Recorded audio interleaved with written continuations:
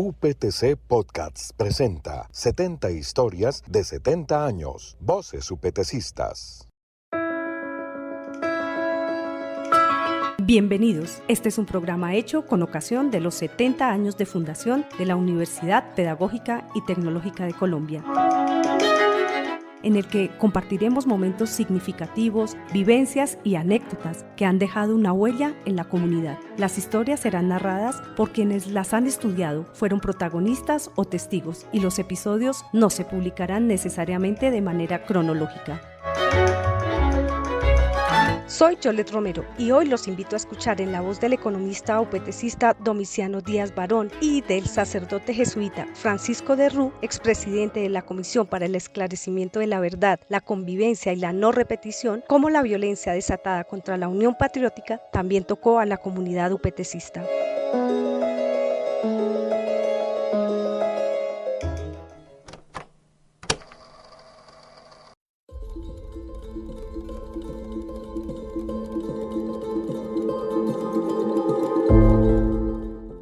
Algunos estamos amenazados de muerte por nuestra fidelidad desde cuando éramos jóvenes a la patria, al pueblo, a los trabajadores y a la causa del socialismo. El enemigo no olvida ni perdona, pero nuestra vida les la hemos entregado a los trabajadores. Ellos son sus dueños. Pero si en el evento de que el enemigo lograre arrebatarnos nuestra vida, bienvenida la muerte, porque sabemos indiscutiblemente que al caer nosotros de la unión de jóvenes patriotas, saldrán los que nos deban representar, los que nos deban reemplazar, los que sigan dirigiendo lo que el pueblo quiere, una Colombia feliz, llena de esperanza.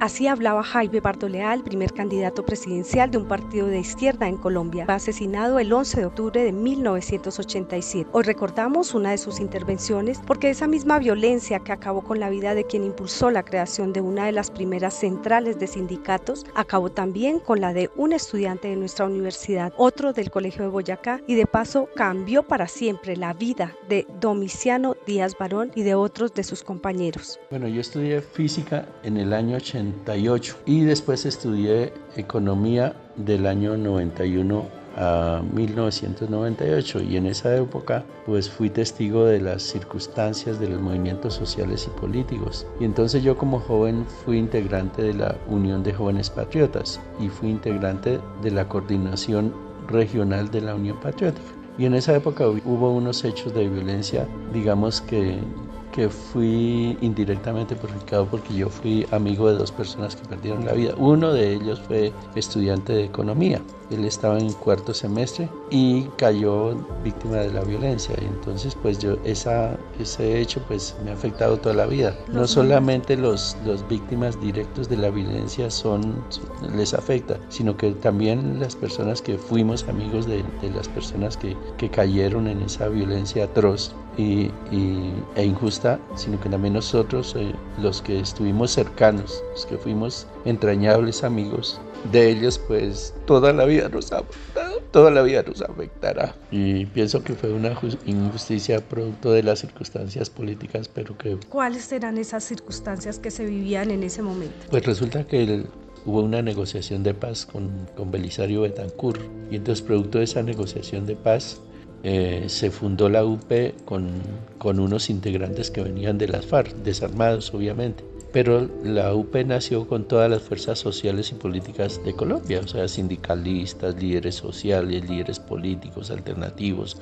jóvenes que no tenían que ver nada en esa violencia, digamos, que venía de las montañas, sino que simplemente hubo unos integrantes de las FARC que estaban ahí integrando ese partido. Y entonces las fuerzas radicales o la derecha colombiana, el fascismo, aprovechó esa circunstancia para exterminar un partido. Y ese partido exterminaron más de 6.000 militantes, uno por uno, y con digamos, con las señales que consiguieron ellos, que consiguieron sus direcciones, dónde vivían, etcétera. Pero también aquí, como le digo, cayó un estudiante del Boyacá, de Tunja, Juan Carlos, y cayó un estudiante de la UPTC, César López. Entonces ellos eran pues entrañables amigos y uno no sabía con qué estaba jugando, cómo estaban las circunstancias. ¿Por qué los considerarían en ese momento una amenaza? Lo que yo comprendo y ya haciendo yo he estudiado el tema por muchas circunstancias y entonces las fuerzas oscuras, las fuerzas y las fuerzas de los digamos de los que tenían nexos con los narcos y con el paramilitarismo aprovecharon esa circunstancia para no dejar llegar un partido alternativo a Colombia, y en el caso de los compañeros que cayeron pues era como para dar un escarmiento social, para que nadie se acercara a ese partido, para que tuvieran miedo. Esa injusticia nos hacía más trabajar y más dedicarle tiempo y espacio a nuestras vidas, a dedicarle al trabajo político, y entonces eso es lo que yo siento, que querían hacer un escarmiento y mostrar dos muchachos que jamás tuvieron que ver con la violencia y matarlos. ¿Qué circunstancias mueren? ¿Usted recuerda la fecha? Pues fue el 17 de noviembre de 1912, estuvieron en una visita a un amigo en las nieves y bajaron uno de ellos llevaba una bicicleta y fueron hasta las nieves caminando. Y en las nieves, uno de ellos, el de la bicicleta, pues digamos que colocó al otro en la parte de atrás en el sillín y lo llevó hasta la glorieta. Antes de la glorieta, una media cuadra antes, en una esquina, apenas se bajaron ellos, entonces los acribillaron por la espalda. Y entonces ellos los venían siguiendo, o nos venían siguiendo a muchos de los líderes, y producto de eso, pues nosotros se nos tocó salir corriendo de acá y salir refugiados inclusive al extranjero. ¿Esos hechos en particular se investigaron o a saber víctimas de quién habían sido? Sí, el Estado colombiano investigó eso producto del proceso de paz precisamente, y la justicia especial para la paz abrió un caso especial para el caso de la Unión Patriótica. ¿Usted recuerda, se manifestó la universidad de alguna manera? ¿Qué ocurrió? Pues la universidad sí se manifestó, pero los jóvenes de esa época, pues era impresionante porque los jóvenes les dolió mucho eso. Cuando sospeché que nos estaban siguiendo, etcétera, entonces yo me guardé en la casa. Los estudiantes ya los habían trasladado los llevaron al consejo municipal, los llevaron a la universidad, a las diferentes sedes, y aquí inclusive los trasladaron en el auditorio donde se gradúan los estudiantes. Estuvieron ahí velándolos, creo que un día o 2 días, y entonces fue masivo el entierro, y a mí me ocurrió que pues sufrí un fenómeno de estar como sin reaccionar. Fue perjudicial para mi salud mental, porque uno de ellos, por ejemplo, era una persona estudiante del Boyacá, una persona que escribía poesía, un muchacho totalmente sano, y el otro también es un muchacho totalmente sano, estudiante de economía. ¿Qué pasó con las familias de estos dos jóvenes? Pues la familia de los dos jóvenes, pues una de las familias sé que ellos demandaron y los indemnizaron. El Estado los indemnizó con unos pesos, se quiere decir, porque jamás una vida se recupera. Y las otras personas sí, pues ellos hicieron la demanda y todo eso, pero finalmente no hallaron nunca culpables ni se hallarán. Han pasado ya muchos años en los que se ha reflexionado sobre esta situación, sobre esa violencia de la que usted también fue víctima. ¿Qué piensa ahora de lo que pasó y cómo ve el futuro? Pues lo que pienso es que todos los ciudadanos colombianos debemos saber de administración pública y de política, tener claridad de a quienes elegimos en los diferentes cargos que aspiran los diferentes grupos políticos. Tenemos que tener claridad a quién elegimos. Esa es una forma de buscar la paz. La otra forma de buscar la paz es concientizándonos de que la violencia no sirve, o irse para la ultraderecha o la ultraizquierda. Eso no le sirve a Colombia.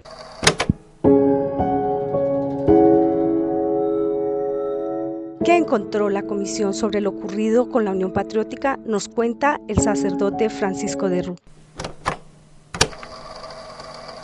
Lo que encontramos fue muy profundo y muy grave. Y básicamente lo que tengo que decir es que el genocidio contra la Unión Patriótica es una realidad de una densidad hondísima en el comportamiento del Estado colombiano. No solamente fue un crimen de Estado, en el sentido de que fue producido por agentes del Estado o agentes del Estado que entraban en llave con el paramilitarismo, sino que fue una política de Estado. Se buscó acabar con un partido político que fue la esperanza de muchos colombianos, que tuvo por supuesto su origen en el acuerdo que hizo el presidente Belisario Betancur con las FARC y que puso en marcha una esperanza de que era realmente posible llegar hacia una solución política del conflicto. Y para muchos era lo que se llama un way out, una manera, un camino para que la lucha armada se transformara completamente en una lucha democrática, en un partido político, en una colección de partidos políticos.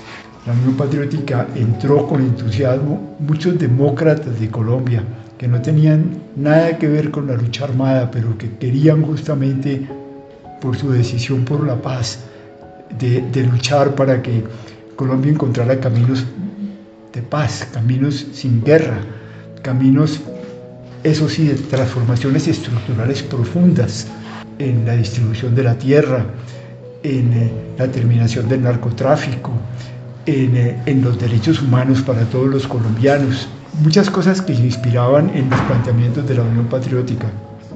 Todo eso fue arrasado. En la medida en que la Unión Patriótica fue tomando fuerza, que ganaron consejos municipales, que ganaron presencia en los municipios, que ganaron alcaldías, el sistema de Colombia, las élites se aterraron y se desató una persecución bárbara, no solamente para acabar con la vida de un conjunto de hombres y mujeres extraordinarios, de que muchos otros se fueran al exilio, porque si se hubiesen quedado aquí los hubiesen matado, en dolores inmensos, de sufrimientos gravísimos, sino que finalmente el mismo partido fue acabado. Ya hacia comienzos del año 2000 el partido desapareció porque no tenía personas vinculadas, porque vincularse a la Unión Patriótica era ponerse la napia.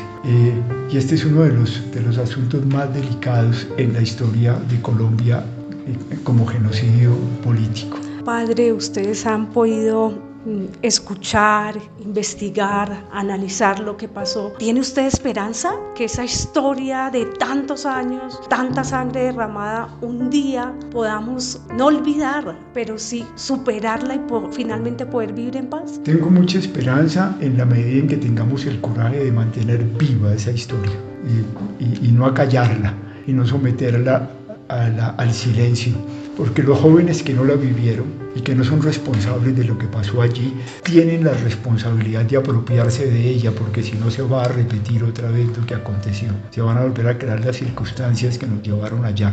Pero tengo mucha esperanza porque esos hombres y mujeres que sobrevivieron en la Unión Patriótica y que hoy claman con toda la fuerza la memoria de las personas que fueron asesinadas y la dignidad de las personas que fueron asesinadas, son grandes luchadores por la paz. Y en lugar de estar invitando a la confrontación armada y a que volvamos a la guerra, allí hay un acervo muy hondo de gente en Colombia que está diciendo: queremos la paz, pero queremos la paz sembrada en la verdad, no nos digamos mentiras, con reconocimiento de responsabilidades y con una decisión de que vamos a construir juntos un país distinto, el país que se merecen los niños, los jóvenes de Colombia.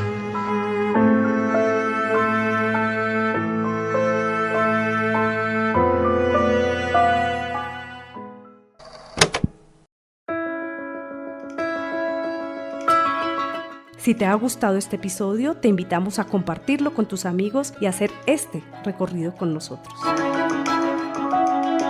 Este podcast es una realización de la Dirección de Comunicaciones de la UPTC con la asesoría del Dr. Javier Guerrero Barón. Si tienes una historia, deja tus datos en el correo comunicaciones@uptc.edu.co.